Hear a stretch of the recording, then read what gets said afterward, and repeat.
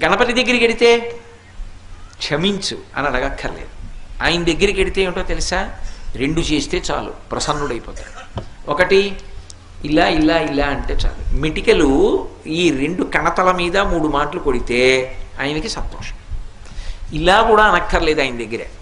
ఇలా కొట్టి ఈ చేతి మీద కుడి చేయి పైకొచ్చేట్టు ఎడం చేయి కిందకు ఉండేటట్టు పెట్టి కుడి చేత్తో ఈ చెవి చివరిని ఎడం చేత్తో ఈ చెవి చివరిని పట్టుకొని 3 మాటలు గుంజీలు తీస్తే ప్రసన్నుడైపోతాడు.